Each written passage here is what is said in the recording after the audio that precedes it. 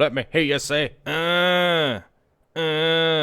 internet, internet. Well, she didn't do it. Let me hear you say, na na na na, internet. You're supposed to go internet. We'll work out the kinks with Victoria. As time goes on, she'll know when to shout from the other room. What's up, internet? What's going on? It's Friday. The live stream has begun, and we're beginning the live stream. What did I put up as the title? Oh, I can't read it from over here. Oh, built the stand for the 180-gallon Reef. It is at the 90% completion of the stand for the 180. But let's run through the quick and dirty, what do you call it? What do you call that? Oh, the Tacoma, Washington weather update. It's 100 million degrees outside. And I know that sounds like an accurate number, as if I'm exaggerating, but I'm not. It's 100 million degrees outside. 100 million degrees.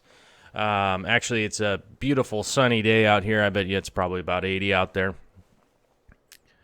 The side of the shop that I rebuilt the fish room in, nice and cool. It's perfect in there. The other side of the shop that's 100 years old is smoldering hot. I'll tell you that. Sweating bullets today. But all worth it. All worth it to get another part of the project done. Joel Gillott, howdy, number one. Dave Giles, just in there, number two. Not bad. Not bad, though. There's probably a little bit of a... Watching you and Sasimi...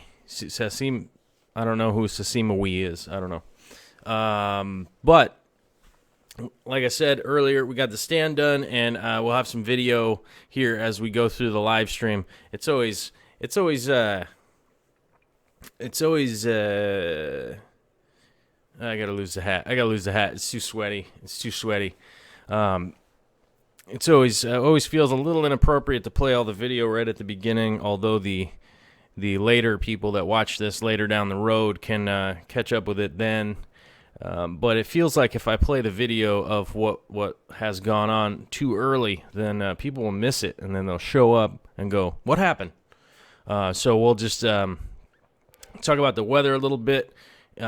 We have finally broken the curse here in western Washington, Seattle, Tacoma, Everett, Bellevue, Olympia, Tumwater. And when I say Hump Tulips is an actual city in Washington. You should look that up. Hoquiam, Aberdeen, Port Orchard, Port Townsend. How many port towns here? Too many. All of the lovely western Washington and Oregon. I guess Vancouver, BC, all that stuff too. This side of the west coast up here in the north, the Pacific Northwest, has finally broken the curse and gotten rid of the winter. It seems. We'll see. I don't know. If that's the case, we skipped spring completely because we went through a solid 9 months of 38 to 45 degrees of rain and wind. And it even snowed in there a couple of times. But just a brutal winter, and it seems like we've suddenly turned the corner because we had a couple days of nice, and then it went back. But it didn't make it all the way back, and then now it's nice again. So, and the weather forecast for this weekend apparently is 80 degrees, and sunny every single day for Memorial Day weekend, and that never happens. Let me tell you something. In western Washington, if there is a holiday weekend, it generally speaking, now obviously there have been exceptions to the rule, generally speaking, the weather does not comply. What is going on with that weird notification? Sorry. The weather does not normally comply. Watching me and SWAT at the same time. Okay, I don't know what SWAT is either. Dave, I don't know what you're talking about. It's confusing me. Dave is saying that he's watching other stuff, and I'm not sure what it is. I probably should know, but I don't. But I'm in the not knowing right now.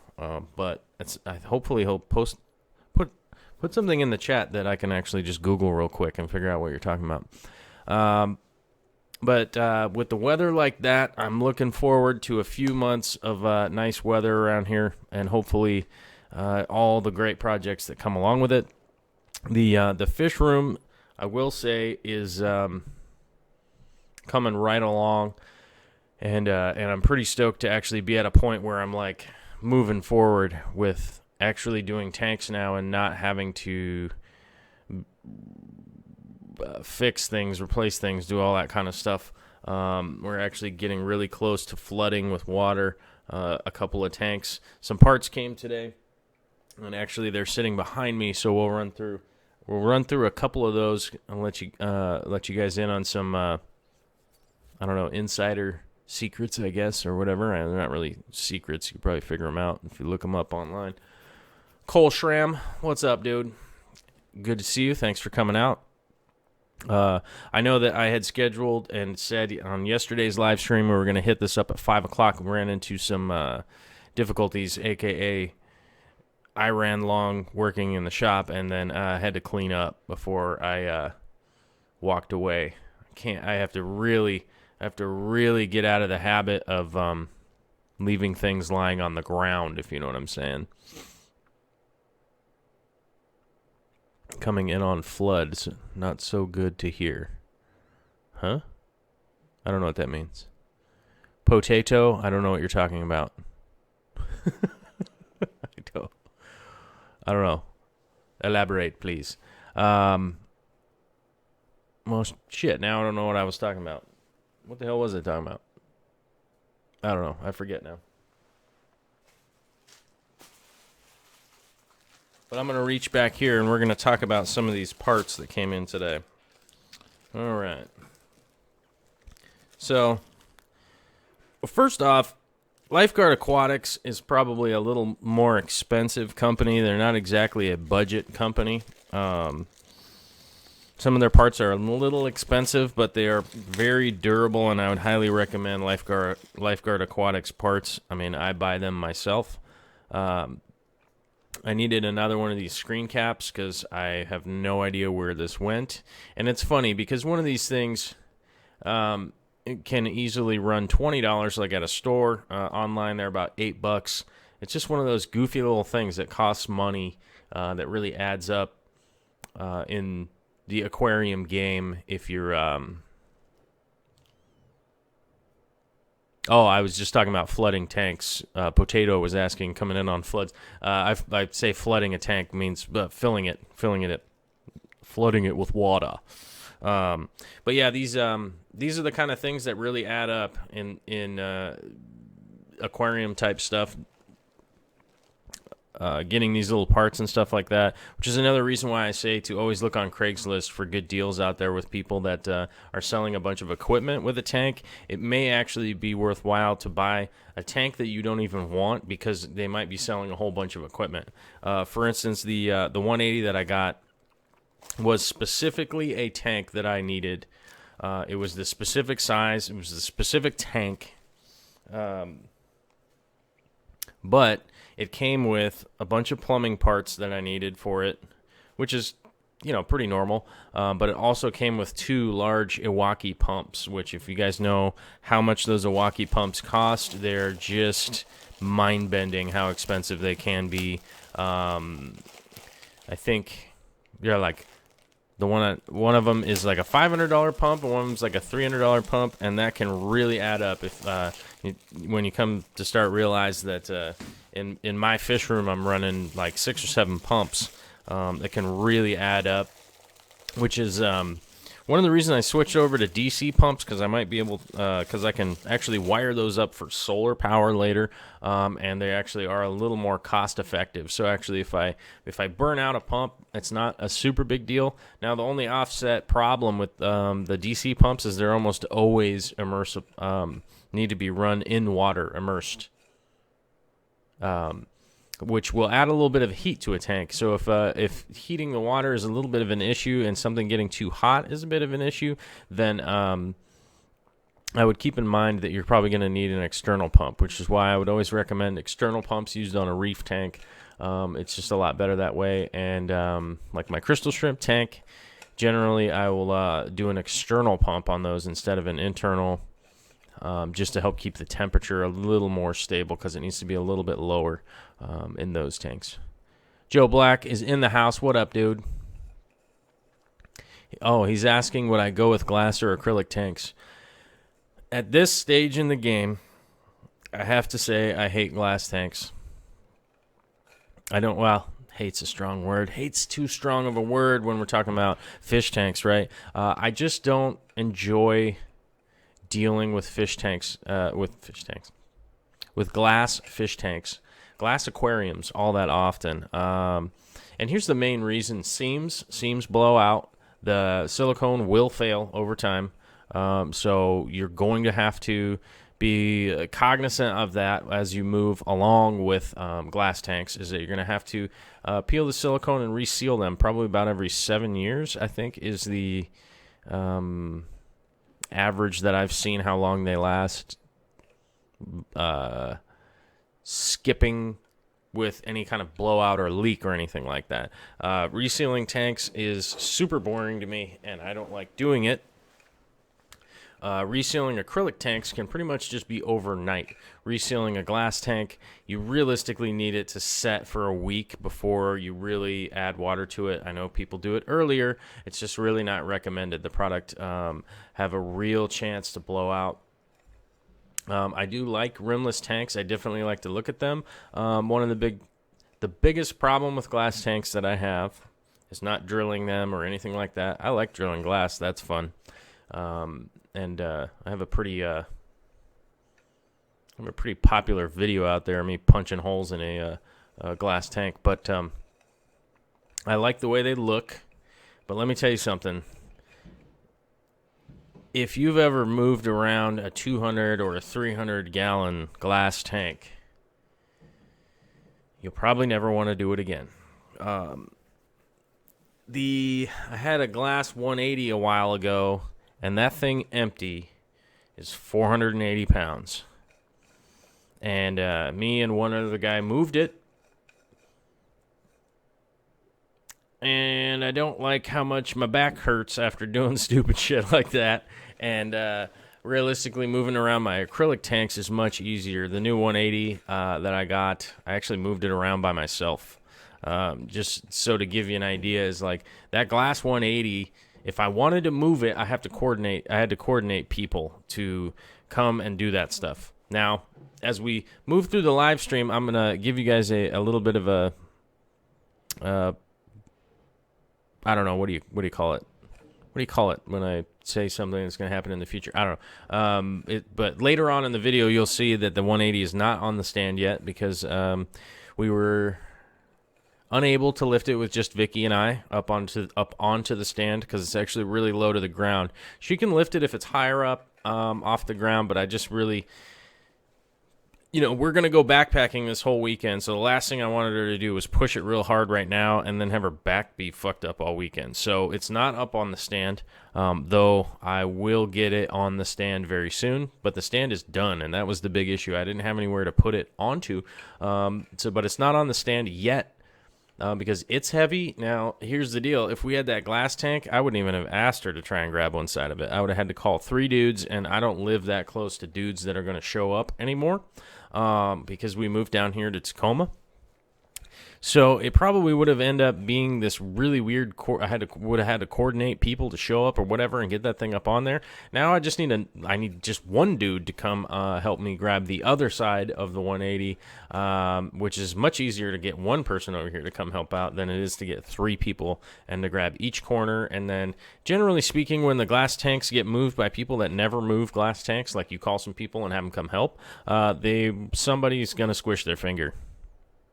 Somebody's going to have a big old blood-blistered, nasty finger, and they're probably not going to come next time you need help with that kind of stuff. So you guys remember from a couple weeks ago when we offloaded the tanks out of the semi-truck? It was all ladies that helped me move it. And this is no shot at ladies or anything, but typically dudes can lift more than ladies. But the gals that were here helped me move all the tanks, and everything worked fine. Because nothing was 400, 500, 600 pounds. Everything is, right in the 250-pound range. The 180 that I have now is super thick acrylic. It is really, really overbuilt for the size that it is. So it's kind of exceptionally heavy for an acrylic tank. But the 240, Vicky can grab the end and we can walk around. I can grab one end, Vicky can grab the other end, and we can walk around with that thing all day if we really had to. So that's like one of the biggest issues that I have in regards to glass versus acrylic. But rimless glass is very nice to look at. When people do those setups, I am more than appreciative to go check out people's setups. I ain't looking forward to it. And as you guys know, I used to have all those glass nano tanks. And I actually had one of those blow out one day. And that is not something that I look forward to ever encountering again. Acrylic tanks, it's really obvious to see if a seal is gonna blow out or not. You can actually visually tell if there's cracks or crazing inside there. It's much easier to figure out if there might be a blowout or something like that, which is why I've transitioned to acrylic tanks. Shape is one, nice rounded corners in the front, generally speaking. Weight is the big issue, and not having to re-silicone things. One of the other parts that came today were these bulkheads that were missing. And I highly recommend these black bulkheads. These are the nicest bulkheads on the market as far as I'm concerned. Yes, I could go grab some other bulkheads that I have. I have some gray ones. I have some white ones. A whole bunch of different companies make them. But these are the ones that you want to look for. I'm going to be real honest with you. I've used all sorts of bulkheads. These are the best ones. And I don't know who makes them. So let me see what the rating is on the bag.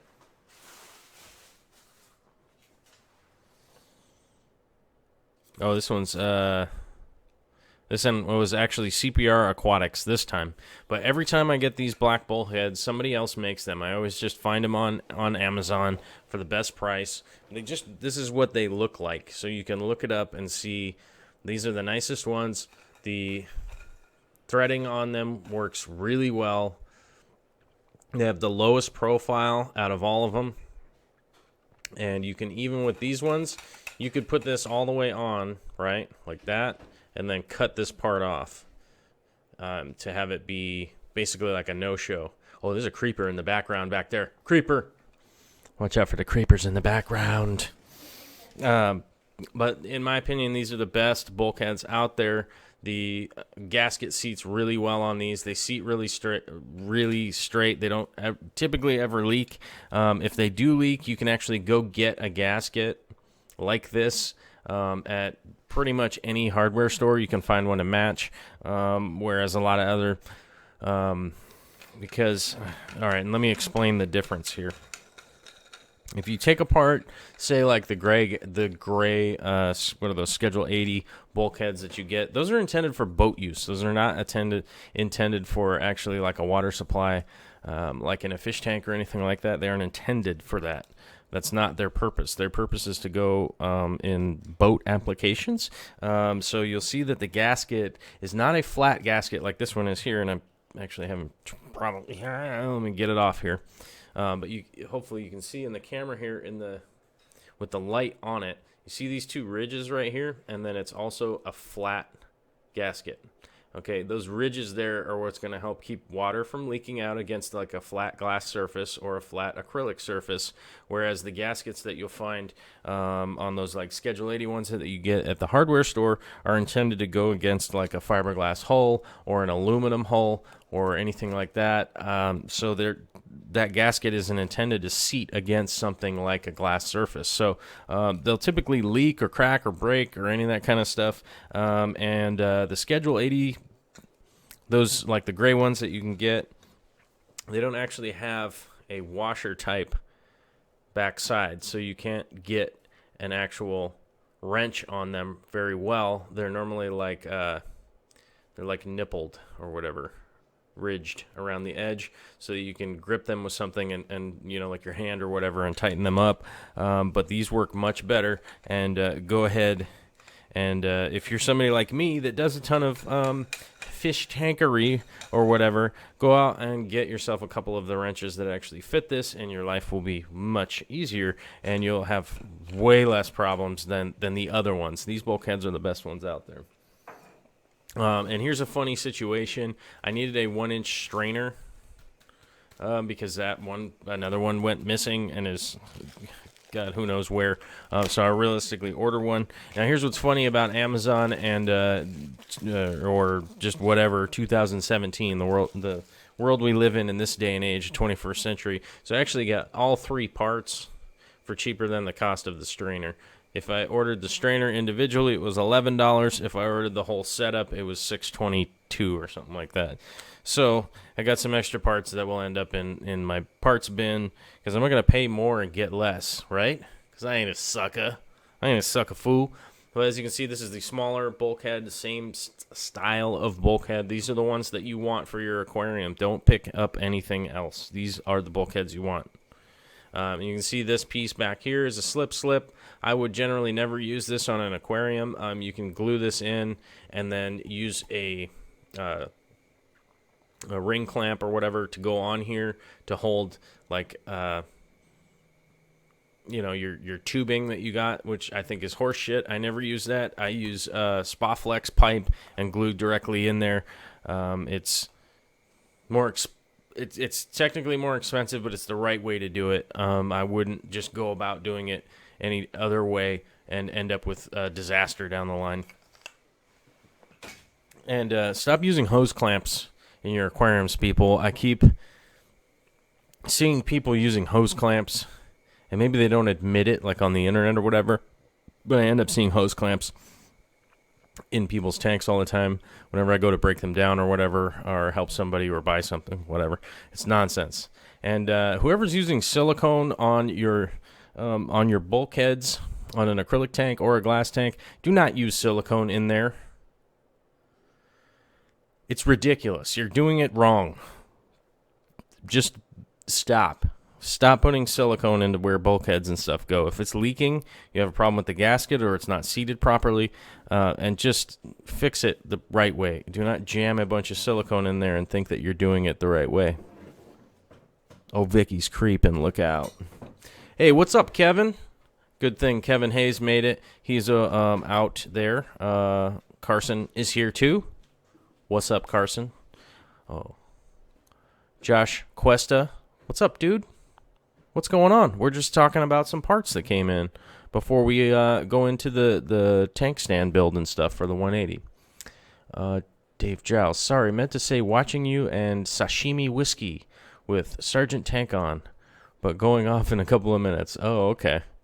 Okay. He was watching a sashimi and Sergeant Tank on. I don't know. I rarely get to watch videos, so it's hard for me to ever keep track of anybody else out there. Potato. Largest I had seen was a 600 with a 1-inch thick glass, and it took 12 people to move it. Oh, yeah. Earlier we were talking about glass tanks. I really don't do glass tanks anymore because they're just monstrously heavy. The old 375 that I had was an acrylic tank. It was almost 400 gallons. And that one, realistically, me and my buddy Sean could move that thing around between the two of us. So it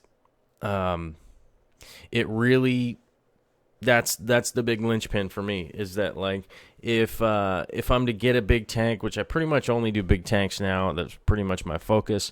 I want to be able to move it around if I have to, and not worry too much about calling up a bunch of people and have them come.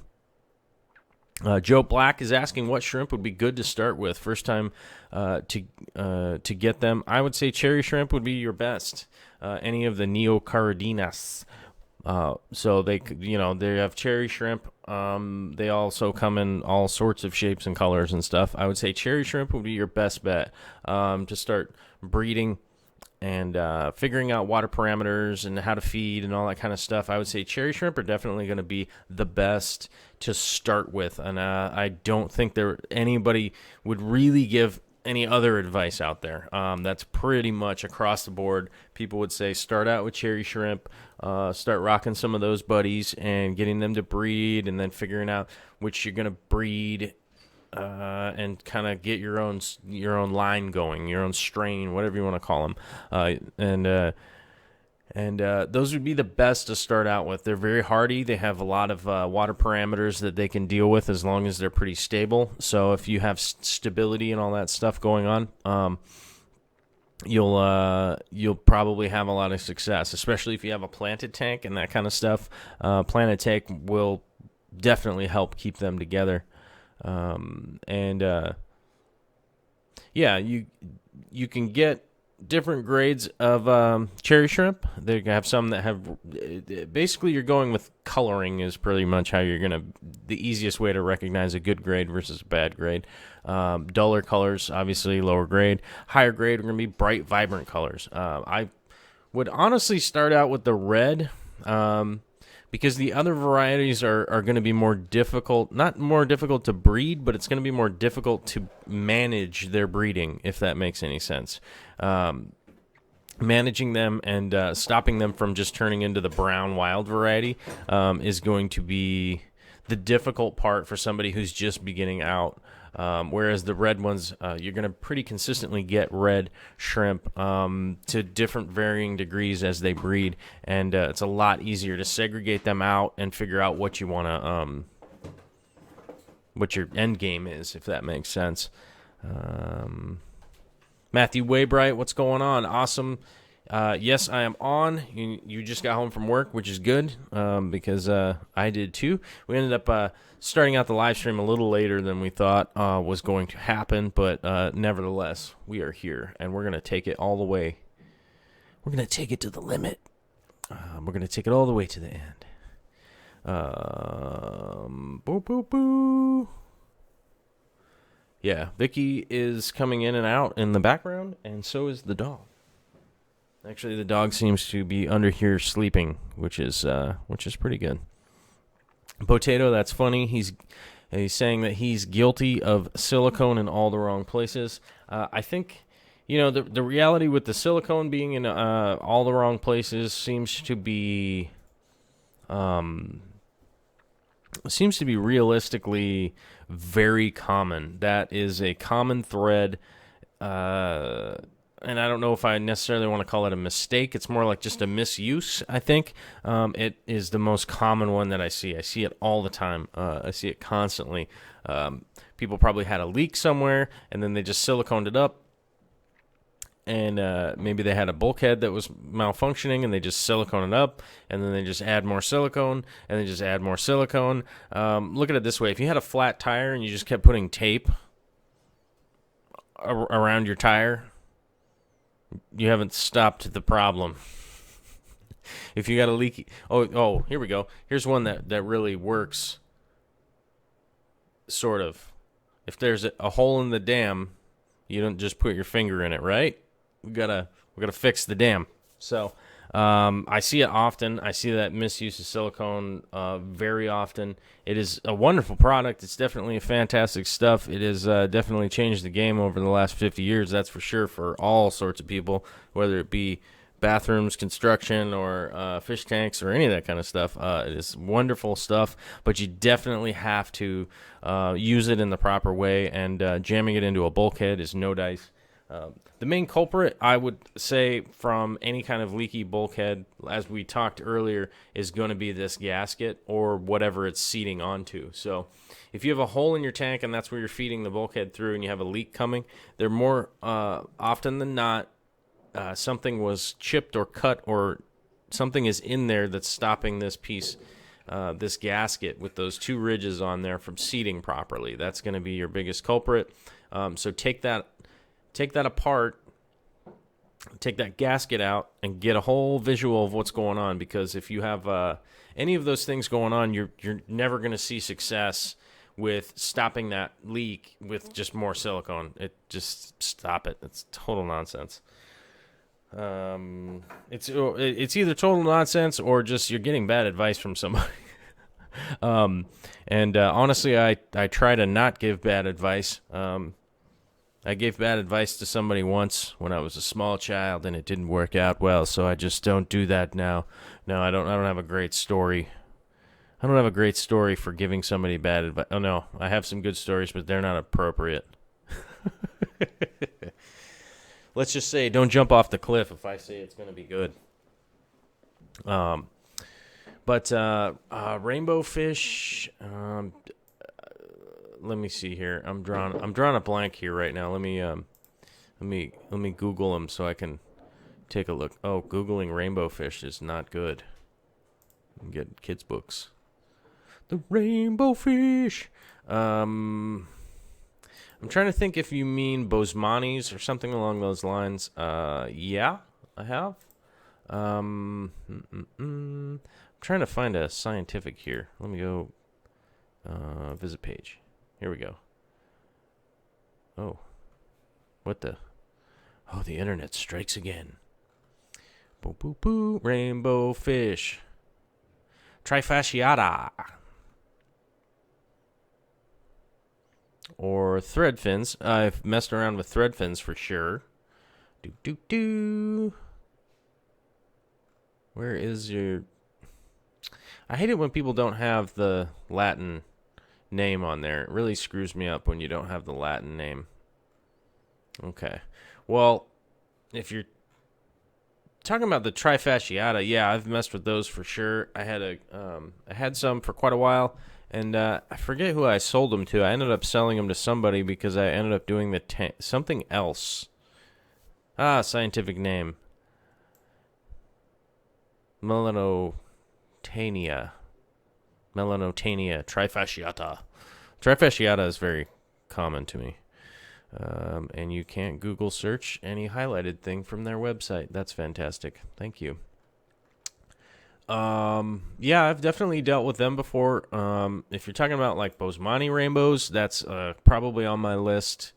If I can find some real good ones down the line here. I was talking about Vicky's tank at one time with the Boesmani rainbows, but she politely told me that I'm not to make decisions about what's going on in her tank, or try to tell her what to do. So we'll see what happens with her tank. I'm excited to see what's going to happen with her tank. It's going to be exciting. 2 fingers, Joe Black. I don't know. Carson Anderson's asking, can you put seal in hot water to soften before tightening?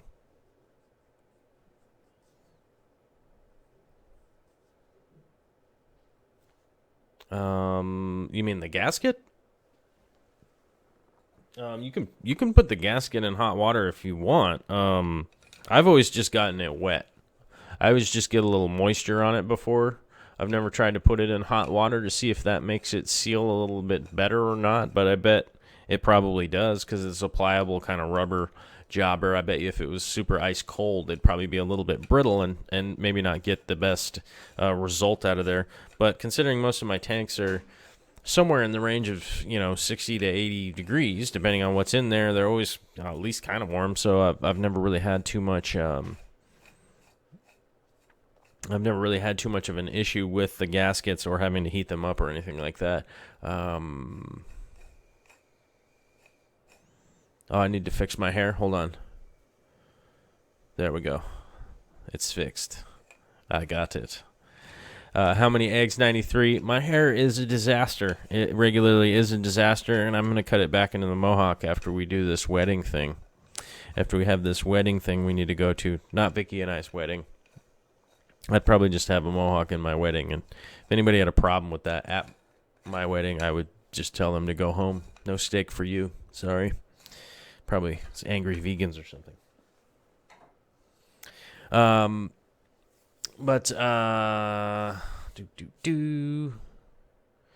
Carson was asking what fish were in her tank before the crash. She had guppies, blue thunderbolt shrimp, and bristlenose plecos. Those were the mainstays, and the bamboo shrimp that she had in there. Those are pretty much the 4 critters that she had going. They're breeding very well.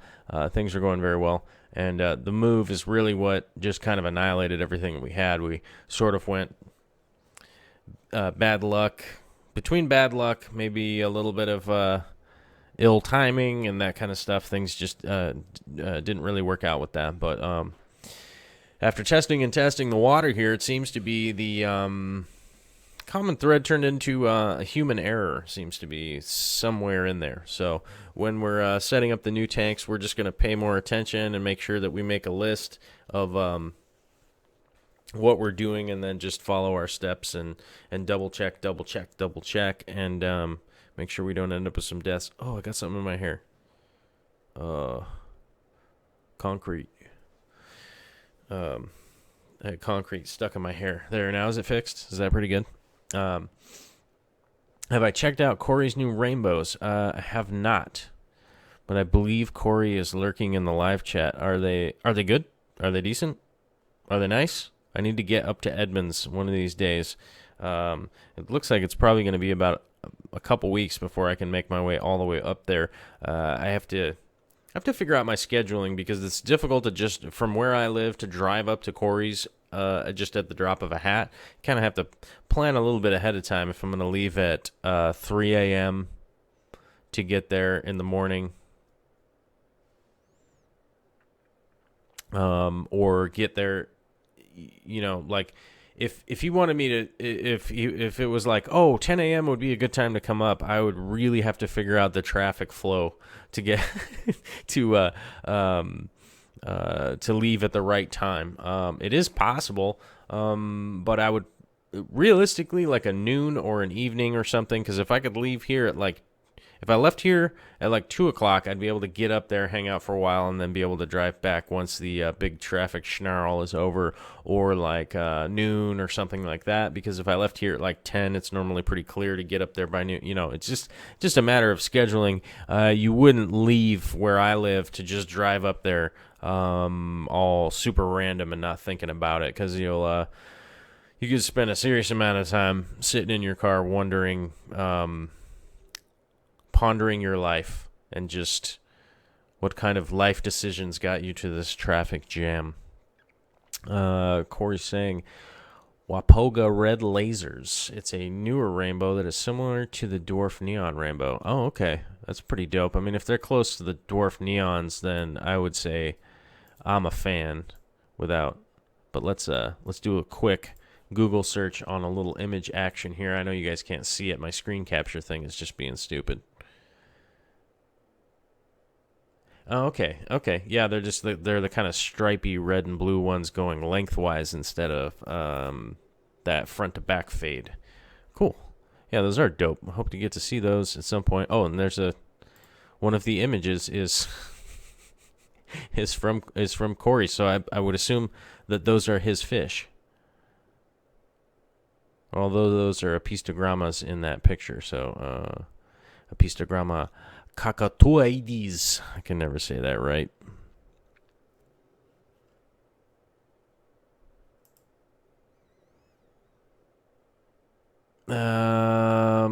And who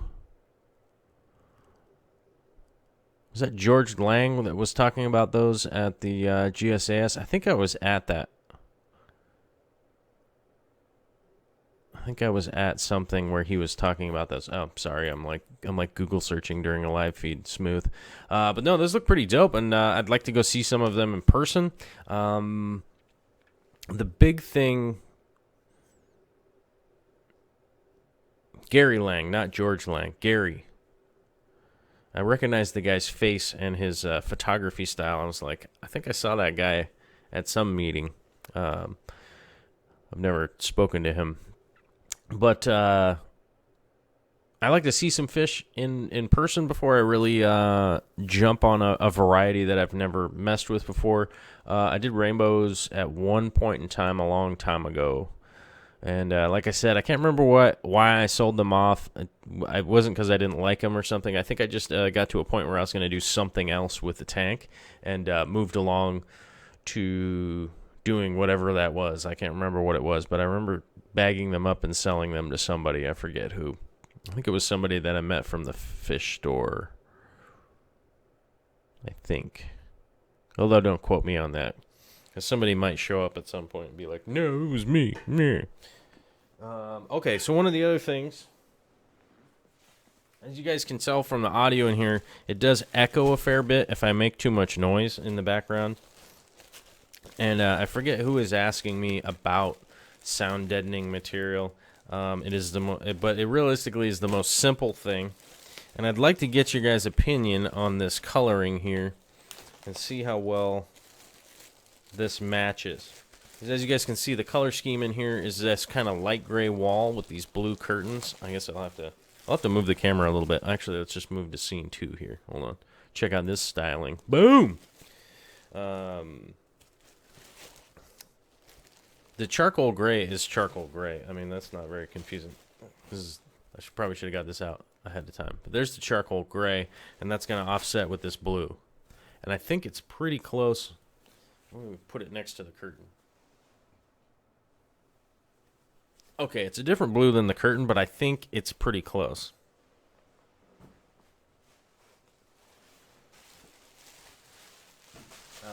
Now, the big issue with this stuff is that you're just looking for something that's waffly like this.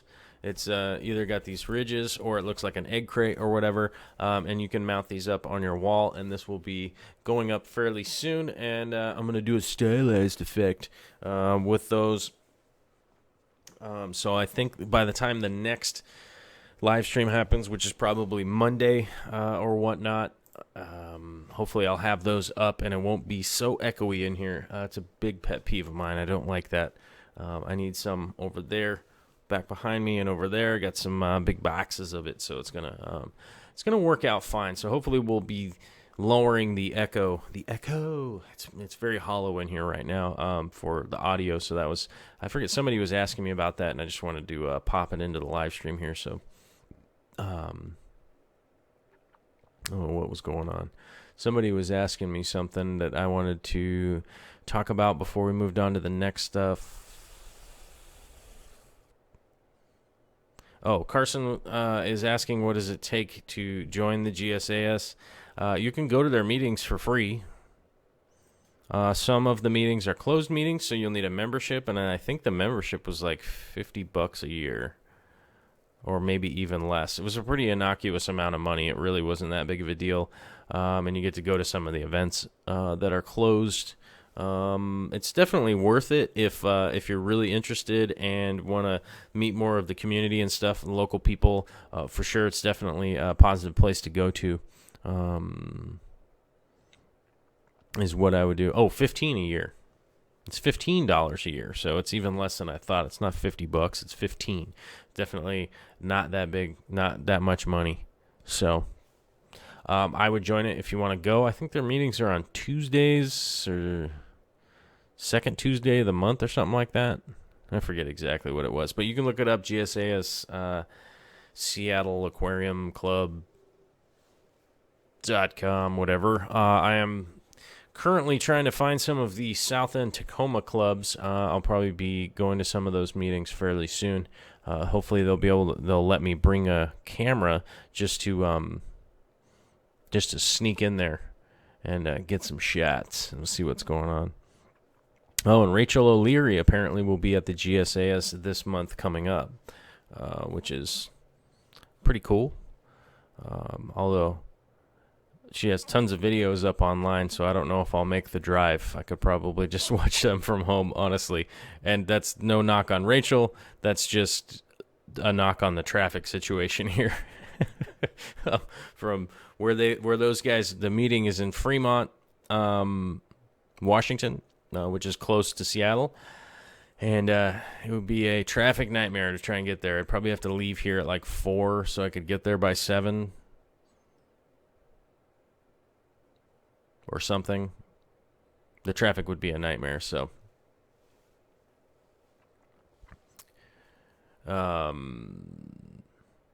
That's, that's probably the only reason that I wouldn't go. It actually probably would be fun to see her if she came to the Tacoma area. I would probably go to that. But the traffic on like a Tuesday or a Wednesday afternoon is just brutal. But although we are in the summer, whatever. That's just how it is. I don't think I'm going to drive up there.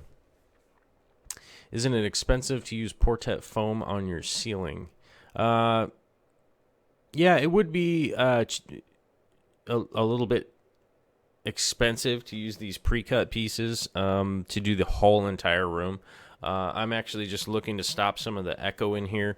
I also have some big paintings and stuff that are going to go on the wall. So I'm actually going to be using these squares to kind of isolate some of the echo that is in here. Because we have hardwood floors with a rug on it. I have a lot of wood tables in here, and it's like my easel and stuff that's back here. Most everything is kind of reflective, so basically what I'm going to do is set up my speakers kind of where I sit at sort of the volume and just set up a continuous sound. And then as I kind of walk around, you can hear the reverberation. I have tinnitus, so I can't hear very well anymore, but I can hear reverberation real well. So I mean, I still hear fine. I'm not... Wait. Maybe I can't hear at all. But I'll just go around and use these squares instead of using something funky that was the wrong color and pissing off Victoria. It has to be aesthetically pleasing, or it won't mesh with the dynamic of our relationship, if that makes sense. Adam Paquette says, Corvus is as real as they come. No BS kind of guy. I like that. Tells it like it is. Man, I hope you're not a lib. I'm not sure what a lib is. If you think I'm liberal or whatever, I'm not on any of your teams. If we're talking political, I am the kind of person that likes to assess the issue and figure out the best resolution for the problem. So if you want to lump me into a group of conservatives or any of that kind of stuff, I do not register for any of that nonsense. I'm a issue-to-issue kind of person.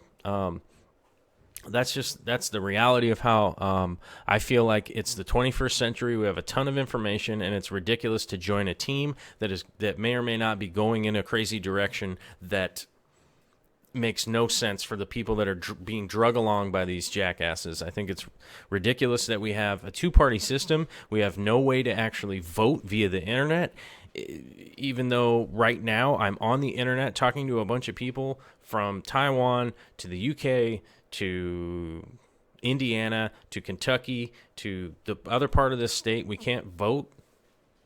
We have to go to an elementary school that you've never been to before on a Tuesday afternoon when you're supposed to be at work. It's horse shit, and our system is completely clogged with a bunch of nonsense from both sides, and it really needs to change. And there are a lot of people like me that are going, who's going to change it?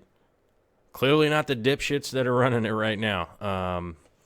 To give you a slight bit of local politics here in Seattle, they're spending $2.2 billion with an open-ended project to build a tunnel that everybody voted no for.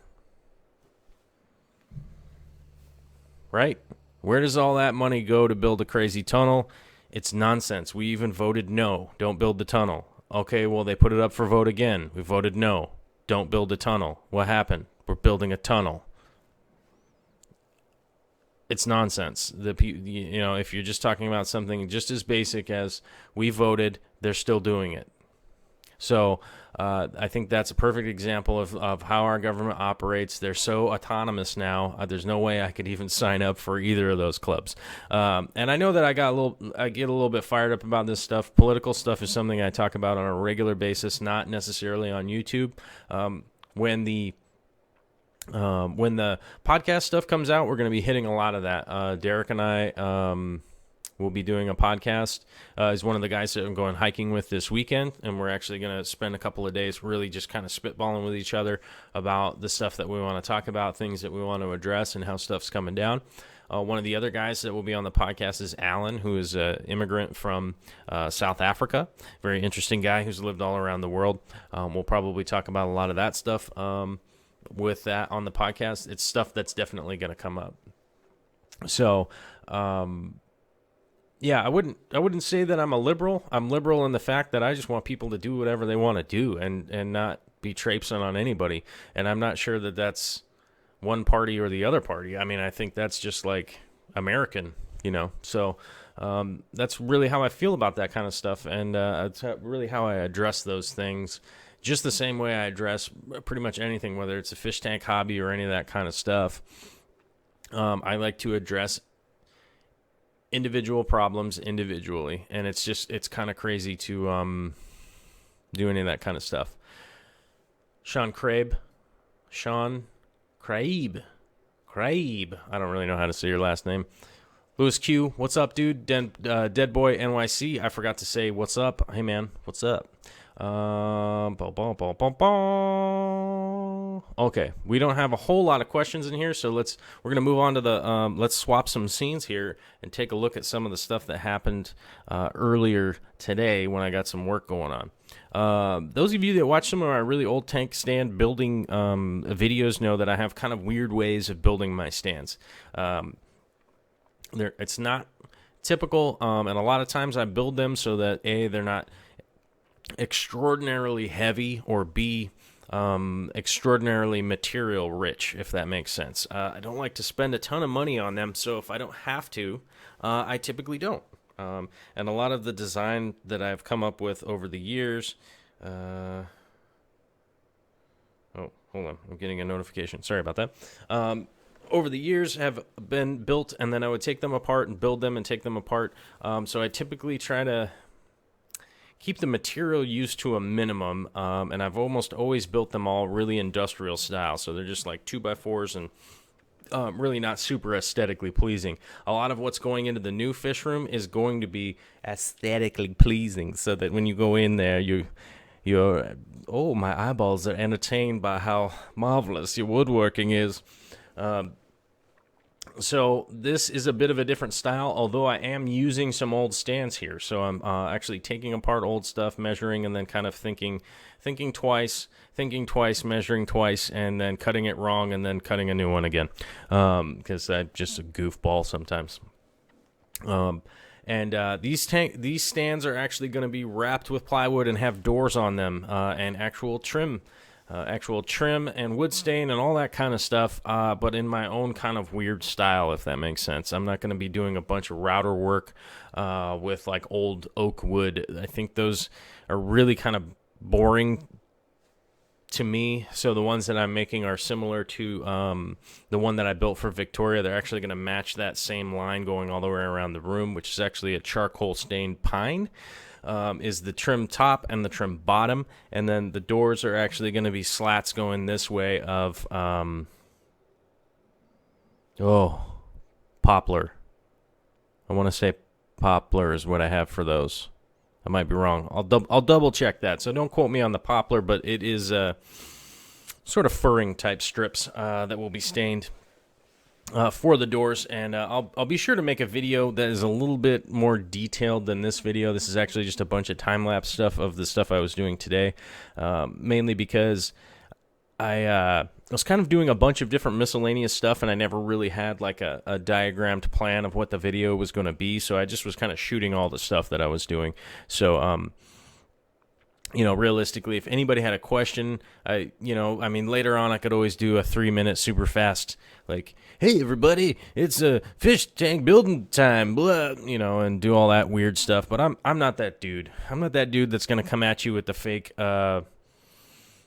announcer voice thing and all that kind of horse shit. That's not who I am. If you guys want to watch those videos, I'm sure they're out there for you, but that's not me, so I don't act like that. That's just not how I roll. If you met me in person, that's just not the kind of person that I am.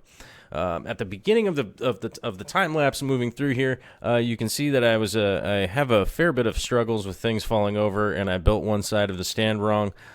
If I could give anybody some advice out there, sometimes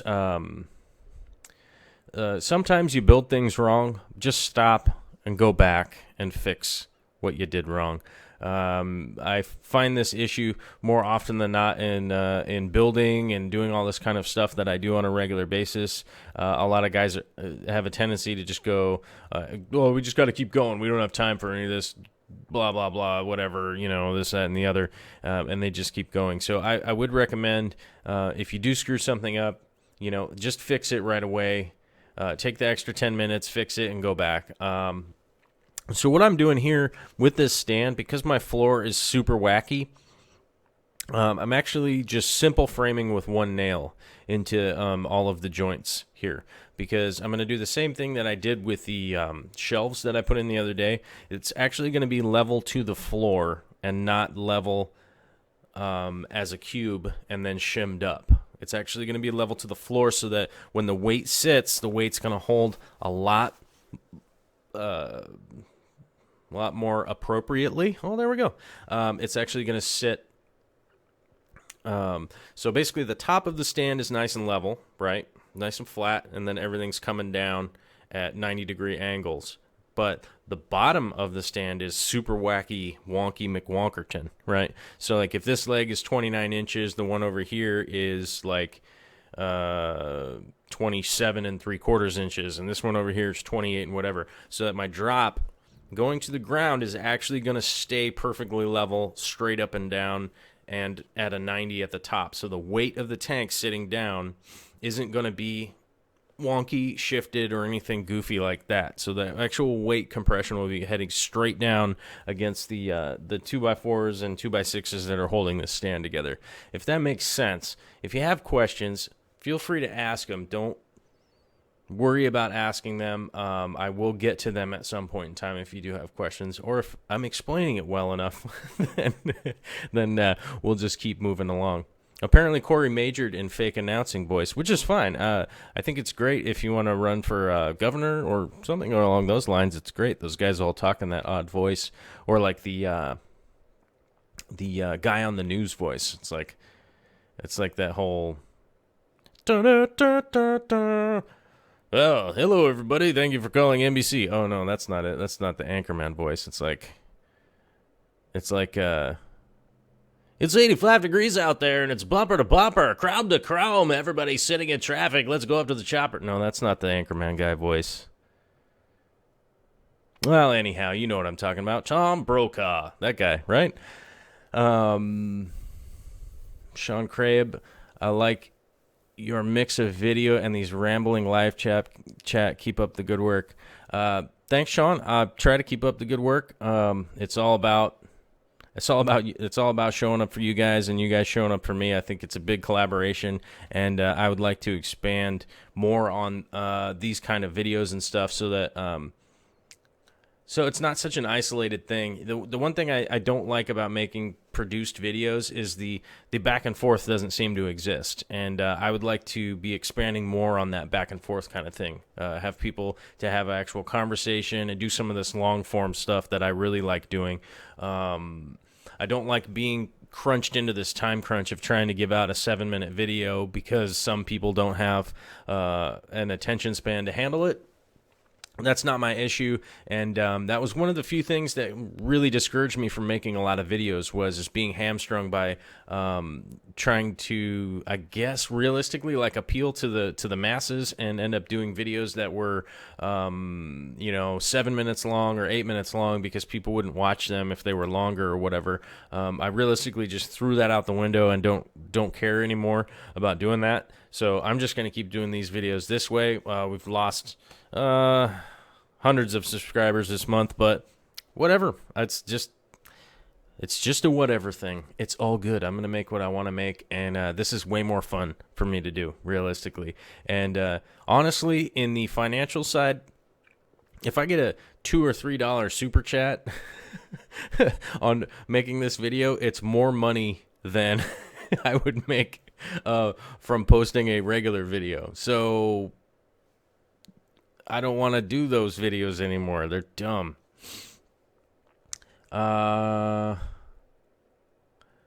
Dwayne Kitchell, yeah, I'm really ashamed of everything I've ever done now. Why? I don't know why you would be ashamed. Your stuff is good, man. You talk. I did watch a couple of Dwayne's videos, and I like I like just kind of the reality of. I think I watched one of the videos where his wife was unboxing a plant thing, and it's like it gives you like that's really them. It's like that's really you. Which I dig, and that's the kind of stuff that I dig. I don't like watching high super produced stuff. I think the only super produced stuff I watch is what's his name? I don't know. I can't remember the guy's name, but he does like a weekly video of he does like a daily video of what's going on in the news or whatever, and kind of trashes it or whatever. But it just get a little insight, just to some news that's going on, I guess. Louis Q, let me know if you need any info on staining or finishing. That's what I do for a living. That's dope. I will hit you up, Louis, if I have questions. I think I'm going to do a base poly with a little bit. Hold on. Where'd it go? Okay, I'm basically going to do some Amish oil, and then I'm going to do a poly over the top of it to help keep any kind of water penetration from getting in there. If I'm off base, let me know, because I've done some stupid shit in the past, but I think it'll work out fine. And then the charcoal portion is actually just a basic charcoal-colored oil-based stain that I have a buttload of it, so I don't think I'm going to get away from using that stuff, but... and then actually the very final top portion of the stand will probably be a rubber felt that is made by Goodyear that I'll glue down just to kind of make it a little more professional, I guess, because I have a bunch of it. I don't know, I might as well use it, right? Dwayne's saying the legs are on the wrong side. I get it. Some of you will be able to notice the video is a little bit weird because I've had to size it odd because I don't have a green screen to be able to block out my background. But I used some small 2x3s for the base wraparound. That base wraparound portion is basically only to stabilize exactly where the legs are going to be at all times. That's basically what that portion's for. And then I did some pieces from side to side in order to hold the sump in there. Now the reason I use 2x3s down there, it's going to save me a little bit of space. Because this stand is shorter, we had to lop off 4 inches from my normal height in order for this tank to sit lower, so that the eye line around the whole entire room will be the sight line around the whole entire room will line up and make sense. Excuse me, I need to grab a little bit of water.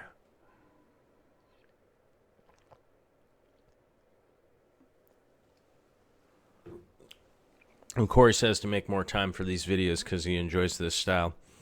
Well, honestly, Corey, being the most generous donator I've ever had or experienced ever, is one of the big motivators for me to keep doing it, for sure. Honestly, I can't really say, like, but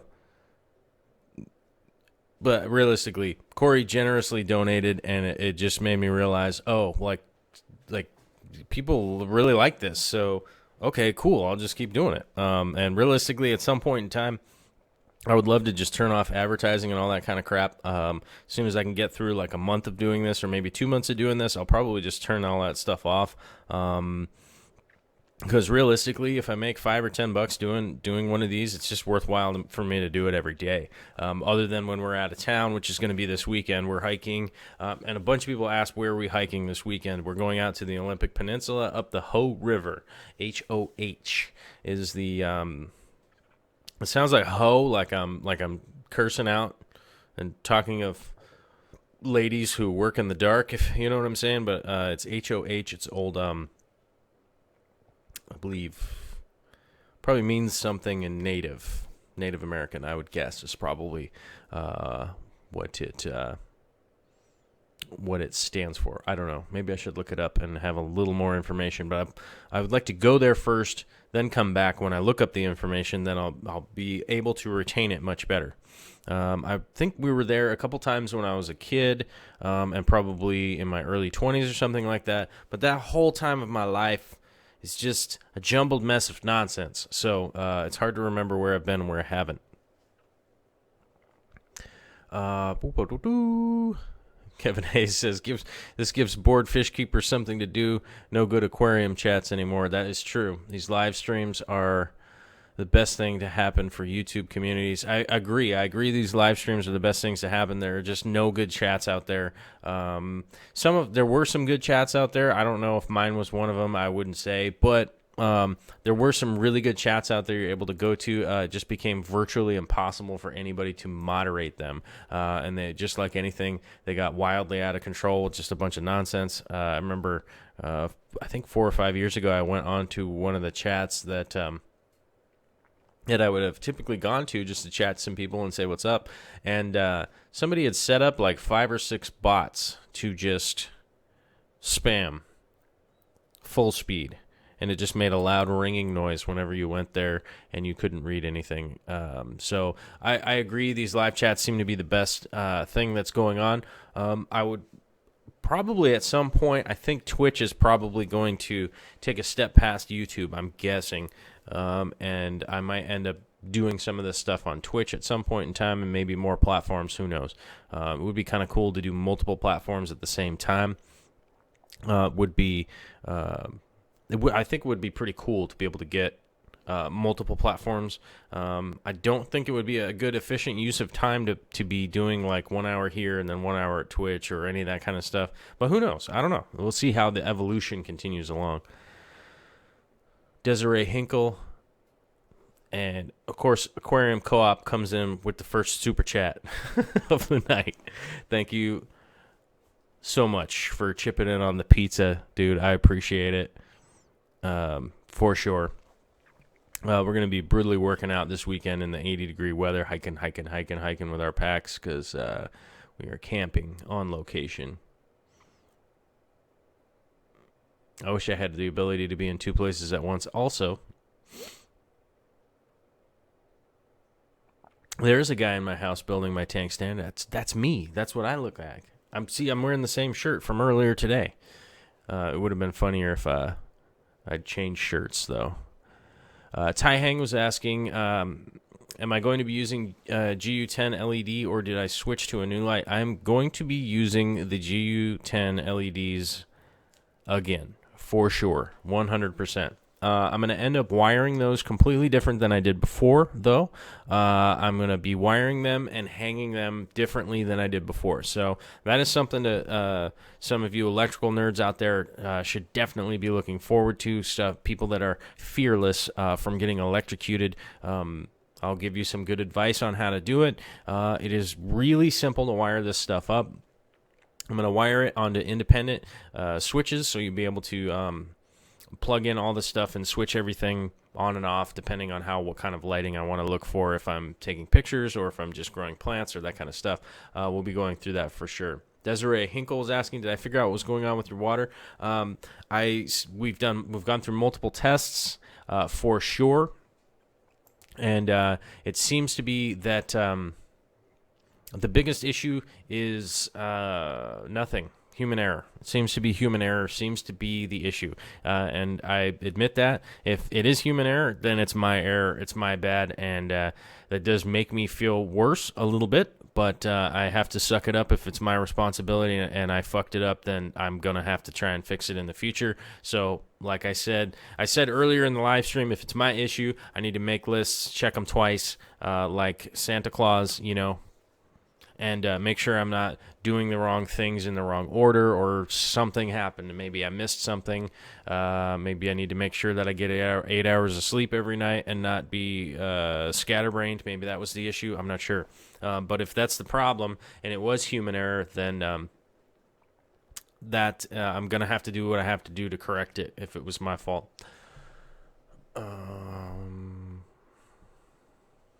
Oh, Dave Giles is working on his own fish room while he gets to listen to live chat. Good point. I listen to podcasts all day long while I'm working and switch off from music to podcasts, basically. It's a great opportunity, or I'll listen to like an audiobook or something like that. It's a great opportunity to just kind of work on stuff. That's another one of the reasons why I don't, or why I like, not why I don't, why I like to work by myself, because I'm able to actually just listen and do stuff while I'm getting a bunch of work done that is generally mindless at a lot of times.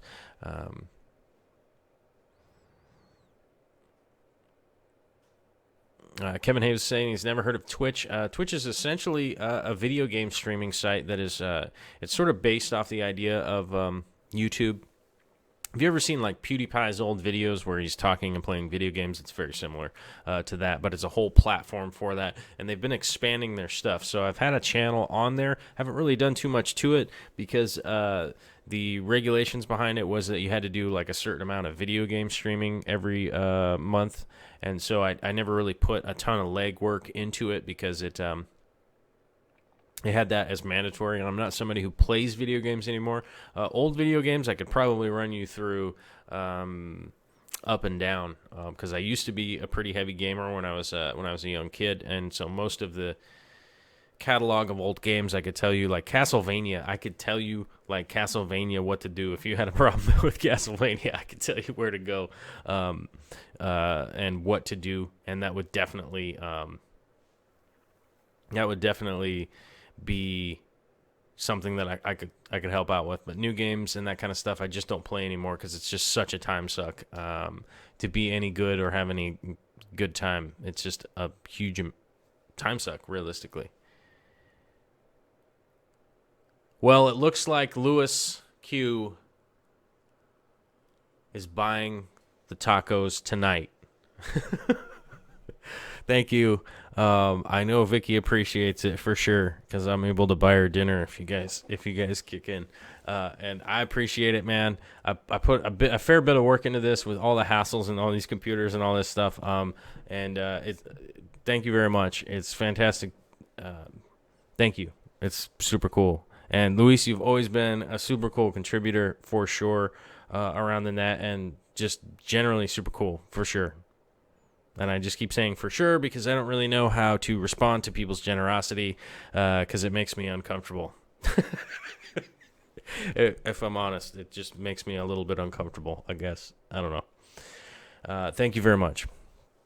So the stand build, like I was saying earlier, as you can see in kind of those two clips that we have here, I'm scooting around on my butt like a dork, and I'm going around and I'm assembling and reassembling and making cuts so that the top of the stand is perfectly level with the earth. And like I said, all the legs and all the base and everything around the bottom is all different heights and different measurements, right? And that's because we want the tank to be level with the earth and the force from all that water pushing down straight down and not at any kind of crooked or anything like that. We want the legs going up and the top of the stand to be perfectly straight, and then the stuff down below to be seating against the ground where it may be higher or lower here and there. You guys know that I filled in a lot of the concrete work here. It is still off, though. We have to bear in mind that there was a severe drop to this room.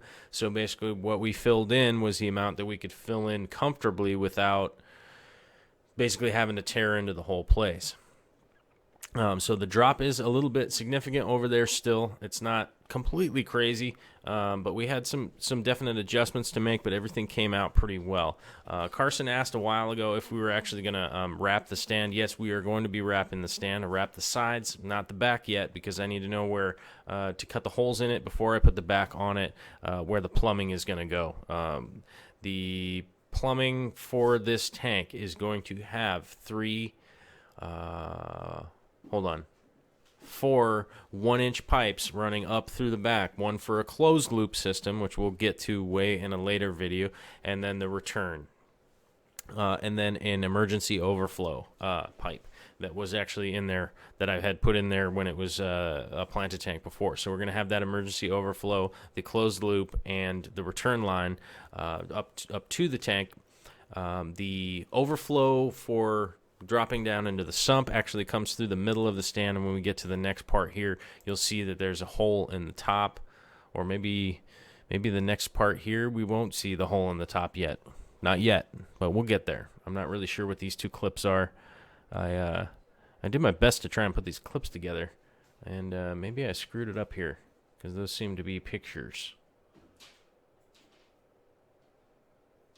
I don't know. Why aren't they playing? I don't know why they're not playing. Maybe they're just really boring videos. They could be really boring videos. Somebody was asking, and I didn't want this to get lost in the shuffle. Maybe these are just really boring clips. This is MVI, so they should be movies. Maybe they're just super boring. I'm not sure where they're working. Joe Black was asking, if you were going to build another fish room, what would I change? There are a few things that I would consider changing here. And honestly, a lot of that is just budgetary, though. Because we were working within a really restricted budget, would be the biggest issue. So we never plumbed in a drain line into the main drain of to the sewer line. We don't have a drain for that. I would have done that. Realistically, if I was going to build a fish room and had the budget, I would have just built a whole new building. A lot of people got mad at me because of my criticism for Joey. You Are You Joey. I love You Are You Joey. I just was concerned with how much money he supposedly spent on building that building. That was my whole criticism. It's not what he was doing or any of that kind of stuff. I just was shocked by the amount of money that had gone into it. And a lot of people got upset with me, and, sorry, I build stuff for a living. So this whole entire room, I ran power, a new sub panel. I ran water out here. I did all this stuff. I put new doors on. I put new sheetrock on. I painted. I did the concrete work. I hang new lights. All electrical in the building. So 28 outlets are added into the building. An exhaust fan. Insulation, everything, completely framed the whole thing, repaired the roof while framing, dealt with a framing that's on a 6-inch drop from one side of the building to the other. We did all that stuff, and it was about $3,500 is what we ended up spending, because I'm kind of thrifty when it comes to these things, and that was the only criticism that I had was I don't understand how it would have been $100,000 just period. And enough on that. But if I was to change something, I would have realistically tried to go with a bigger budget is what I really would have done. But we're working within the means that we have, so it was just like, I got to do it, and I'm going to get it done. So the one biggest thing would be the drain, but the issue was if we had cut in and done a drain into the sewer line, I would have had no reason to not do a bathroom in there. So that would have included a ton more building and building projects, and I only had a limited amount of time. I basically had 3 weeks to build this whole space, which I did. I ran over by a week because I cut my thumb off. I don't know if you guys remember. I'm kind of drying it out right now. It doesn't have the bandage on it. But I ran over by a week, and then I've just been doing piecemeal. Honestly, if I hadn't cut my thumb off, I think I probably would have gotten all these stands built and all this stuff before I had to go back to full-time jobs. So realistically, I would have set aside more time and done a main drain and then done a bit of a bigger budget just so that we would have been able to do the whole entire garage and get that done and go from there. So I guess that those would be the biggest things that I would have done differently. Otherwise, this actually is like my third incarnation of a fish room that I've built out. And so I took kind of the failures from the last ones where I don't even know if they were failures. I kind of just skipped some of the stuff that I knew that I should have done. And instead of doing that stuff, I in the other rooms, instead of doing the stuff I should have done, I just said, no, it'll be fine and it won't be a big deal. But this time around, it just seemed ridiculous to skip any of that kind of stuff. So, we got really nice LED lights in there. They are in a little bit of a weird spot. If I need to change them later, it's just a bit of drywall work in order to relocate them, because I had a different layout for where the tanks were going to sit previously. So the lights are in a little bit of a weird spot. The light diagram I have makes sense if we had put the tanks where they were going to go. So maybe that was one thing that I would have done differently. Because we didn't have money to like tear out the whole slab, which I think I would have liked to do. But I think realistically, a lot of it just came down to budget, because we're definitely working within the amount of budget that we have. So I think maybe that would have been the biggest deal that I would have gone for. Luis, I'm sorry if I was making you uncomfortable. I was just trying to thumbs up, and like it's deeply appreciated, man. It really is. So it's super cool. Kevin Hayes, Castlevania was the shit back in the day. It still is the shit. And actually, there is a new animated series coming out on Netflix that is based on Castlevania. I don't know. I've heard mixed reviews. It might be cool. It might not. I think that's probably something I will take up a little space on my hard drive once it's released, I think. So I'm a little bit excited for that, and a total tangent to talk about Castlevania, but I'm pretty stoked to see if that does come out and it does suit with the original and not a kind of divergent craziness. Would be pretty cool. Desiree Hinkle, what advice would you give to someone considering setting up their first freshwater tank? My first advice would be to take it slow. Buy a decent setup off of Craigslist. Get some good substrate, and worry about planting the tank and start getting your plants going. That's what I would. That's the advice that I've always given people. Don't worry about fish or shrimp or any of that stuff right off the bat. Don't worry about that stuff at the beginning. That is not your issue at the beginning. Your issue is learning how the nitrogen cycle works, how testing water, light cycles, getting into a rhythm of doing your water changes. That is one of the biggest deals that people, when they start out doing this stuff, they are not used to doing a water change every week. That's not something that they do. It's not something that's on their calendar. And if you have a bunch of fish and stuff, you're endangering them if you're not treating them properly off the bat. And off the bat, I don't think anybody knows how to do anything properly. So those are the things that I would focus on. Getting good substrate, getting a good tank, and getting in a good rhythm with your plants and stuff. Plants, if a plant dies, it sucks. But I mean, let's be honest. There is a hierarchy here in the world. There are vegans for a reason, because they eat plants and they're not harming anything. So there just is a bit of a hierarchy in humanity here.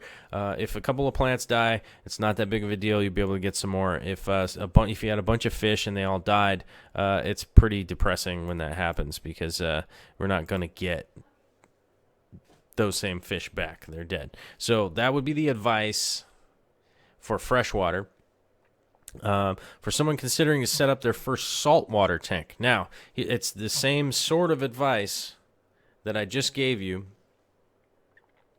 for the freshwater, and it's actually the exact advice that I just gave you for saltwater.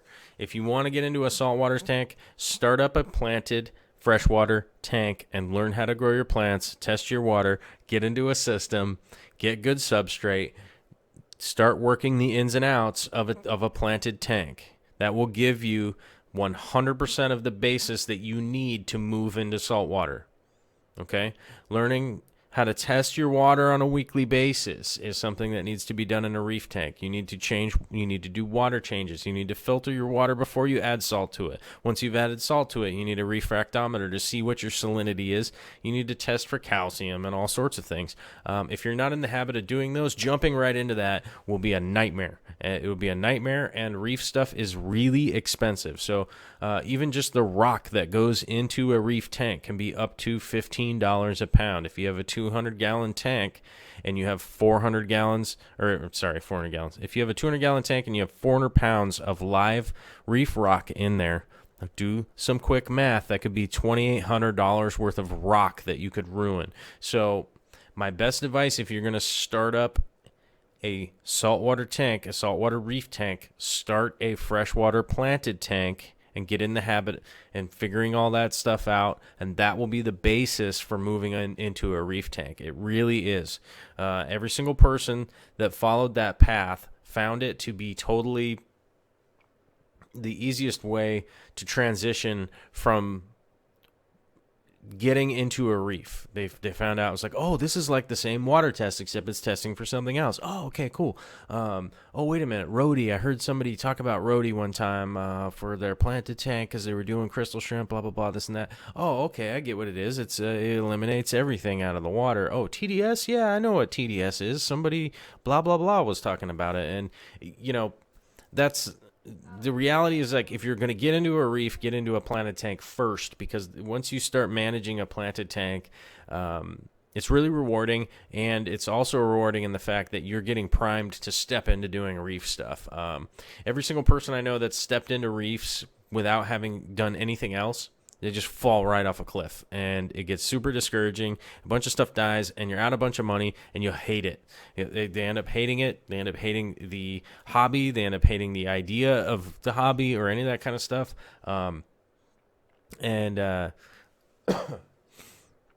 Who's that listening to? I was listening to Joe Rogan the other day, and he was actually talking to a guy who used to write for Aquarium Magazine, and they were talking about that, and he was talking about someday having a reef tank because he used to have a bunch of fish tanks, but he ended up getting rid of them because it was too much work and this and that and blah, blah, blah, blah, blah, blah, blah, blah, blah. But he didn't necessarily have the foundation to just be running a reef tank in his house. He would have found out that it actually was really simple if he had just kind of gone those extra steps of learning that stuff. And I'm not criticizing the guy. That dude is super busy and whatever. But if somebody had gotten him into planted tanks back in the day, he would have realized, oh, wow, how simple it is to run a system. And that is the same advice I give everybody out there. Adam Paquette, if you ever need any more electrical work, let me know. I'll take care of you on the house. Adam Paquette, if you want to come up here and swap out my panel and put in a new weatherhead and pull the permit to put in a new panel for 200 amp service, I have 120 amp service. I need 200 amp service. Feel free to come over anytime and swap that out for me. I'll be more than happy if you did that. That will have to be done at some point in time.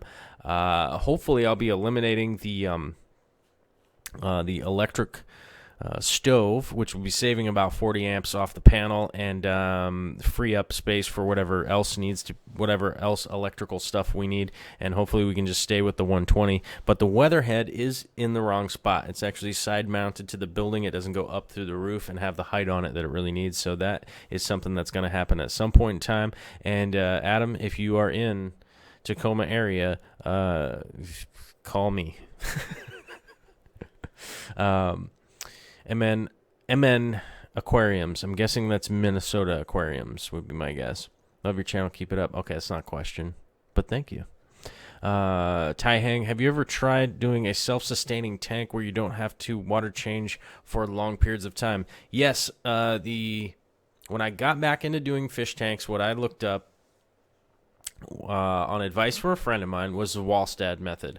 The Wallstad method is a way of a heavily planted tank with dirt. Some people call it dirting, that kind of stuff.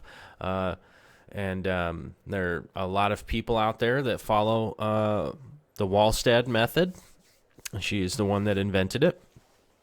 And that's where I started going.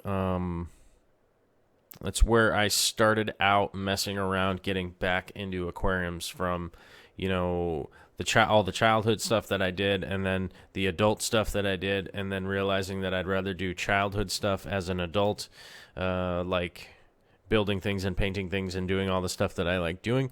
I started out with the Wallstad method and was trying to do the zero water change, just top off. And by the way, it does work. I mean, it's not super difficult. I don't like the ins and outs and troubles of dealing with a dirted tank on a day-to-day basis because it's not something that I like doing. I like using the Fluval stratum I've talked about many times. It's my favorite. Substrate. It's nice vulcanized. It's not a huge mess. It works very well. The cation exchange capacity for it is fantastic. So doing water changes and all that kind of stuff generally replenishes what needs to be done there. Carson says to hit the thumbs up. Well, yeah, of course, hit the thumbs up for sure. Potato, wish I could give you more than just some starter seed rock, knowing that cost. Potato, you're doing plenty, man. It's all good. We got a lot of good stuff coming down the pipe for sure. Everything is going to be going well. Dwayne, I answered the rainbow question earlier because apparently Corey has some new ones in, which is fantastic. I'm actually going to go check those out. I have kept rainbows before, but earlier in the video we talked about that. So once this processes, you can go back and watch the beginning if you missed it. Potato says, I feel like Vicky got herself cloned a few times or really likes walking around the block. Vicky is a very busy person, and she has real issues with just chilling, which is cool because she can hear me right now. You're laughing, which is cool. It's fantastic. I'm the same way for like 15 hours out of the day, and then I just want to chill. And she has problems with just chilling. She's like a puppy, you know. You got to take her to the park and run her around, or they scratch at the back door. You know what I mean? And I love that about her. And she's a fantastic woman and the most important person in my life for sure. And I love her very much, and I'm very appreciative of her, and it's hilarious to do a live stream and see her walking around and going around in the background, going by with some other kind of thing. And Luis says JRE all day. Yeah, me too. I don't miss a Joe Rogan Experience podcast. He always has fantastic people on there for sure.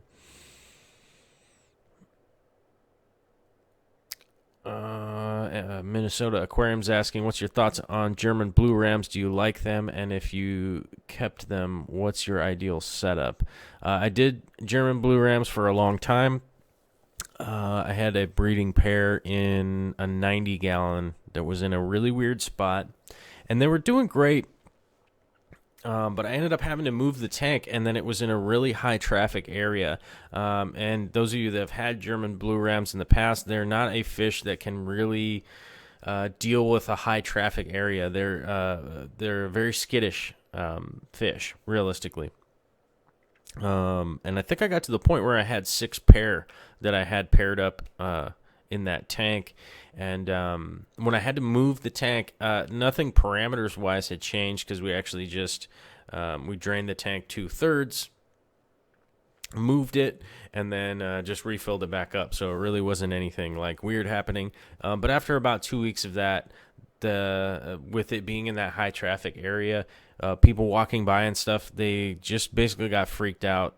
2 of them, like, basically scattered through the tank, and one of them just bashed into the tank, and one actually jumped out of the tank. And I'm not really 100% sure what happened from there, but it was just such a busy area. And at the time, I was really working a lot. I was working 14 to 16 hours a day, and if I'm honest, there may or may not have been some substance abuse at the time, and so maybe I wasn't paying the closest attention to them. But it seemed to be that the outside, because when I had that tank in a whole different area where they were really just chill, kind of in following a proper light cycle and not a bunch of nonsense going on, they did fantastically, and everything wasn't a big issue. So I've always kind of given people the advice to use a good background and some sides if you're going to do some German blue rams, and make sure it's not in a high traffic area. It seems to be the one thing that freaks me out, and I've heard accounts of the same kind of thing from numerous people and actually a couple store owners over the years, that they're like, yeah, that seems to be the biggest thing. It's like when you go to a store, don't tap on the glass, because some fish freak out, some don't, but it's just best not to. It's really just one of those things. Desiree Hinkle says, that really helps, thanks. I really enjoy my planted tanks. I've had lots of ups and downs. I have had dirted tanks. I've had used several types of substrates. I probably ran past it really quickly. I've said it in a lot of videos. I actually even have a side-by-side video Fluval stratum is the one that I can recommend because it is it's almost, okay, it's not exactly the same. I don't want to get into a copyright infringement or something. It is essentially as good, in my opinion, as the ADA Amazonia, although it is much cheaper. It's not cheap per se. You do spend a bit of money on it, but volume versus price, you're going to get, I forget the exact amount, 40% more substrate if you go with the Fluval stratum. It is the best one. I use it all the time. As a matter of fact, I've got about I think like 22 buckets of it out there that is going to be going into the new tank, the old tanks, new tanks, whatever. They're going to be going back in. I've actually saved everything, and everything shall be returning back in there substrate-wise. Tai Hang is asking about roadie filtration, and I have an alarm going off saying that we have to get to the end of the live stream. Honestly, I would love to just stay here all night, but I still need to pack my pack. We need to go to the store and grab a couple things because I'm going to be hiking out all weekend. Thank you, everybody, for coming in. I can't run through all the names. We have too many names tonight. Apparently, Friday is very busy for live streaming. But special thanks to Corey from Aquarium Co-op, and extra special thanks from Luis Q for your generous donation. I really appreciate it, man. That's super cool. Any donations go back to just making more videos and making more fish tanks and making more stands and all that stuff, and just basically being here. So these still pictures in here give you an idea of what the basic wrap is of the stand. It has a base for the sump inside and both of the sides on it, and the top and the cutout there. And then we were getting into some of the fancy part of doing the trim and putting the doors and all that stuff together when we get back. We'll be gone Sunday, Saturday, and most of Monday. We'll see if we can do the live stream on Monday once we return, and hopefully we'll have some video of some of the stuff out there because it is very much nature oriented, which has a lot to do with the YouTube channel here, and it will be great. But we'll be back, so don't worry. I'm not dropping off the face of the planet. We'll just be enjoying the planet on foot and sleeping in a mobile home, we'll call it, to tent with poles. But thank you, everybody, for coming out. I will get to the questions next week in regards to the roadie and the permit. Yes, I can pull the permit online, of course. Homeowner's permit. It's $80. It's nothing. So coming up on the end of the live stream, I always want to remind people about darkstararts.com. That is my website where you can check out some of my art and all that kind of stuff. I haven't updated a whole lot on there, but if you want to get an idea of some of the stuff that I do, that for sure is up there. The biggest thing is that if you do go to darkstararts.com, there is an Amazon banner at the top. And in the descriptions of the videos, there's Amazon links on there. You'll be able to go to Amazon. It doesn't change the price of anything. It actually just kicks us the advertising sale, which basically you either give it to Facebook or you give it to whatever your last link you clicked through. It's going to somebody. So you might as well send it to somebody that you know, like me and Vicky. She needs more dog treats for the brown dog. Minnesota Aquariums, thank you much. I will thank you very much for your super chat, your donation, whatever you want to call it. It seems weird to call it a super chat. I'm going to have to figure out a good do I need a catchphrase? I don't know. Just a way to describe and figure out how to say thank you, because I just get so embarrassed. I really do. I never expect generosity. I always expect broken windows in my truck and missing radios and stuff. But thank you very much, Minnesota Aquariums. Thanks again, Luis.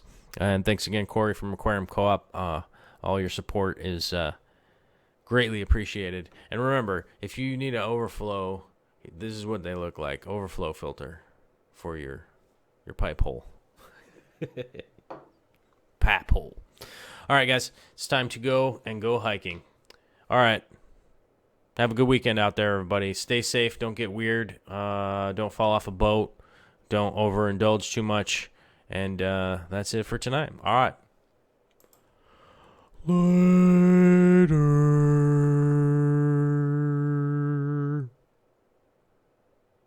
Where's that button? Where's that button?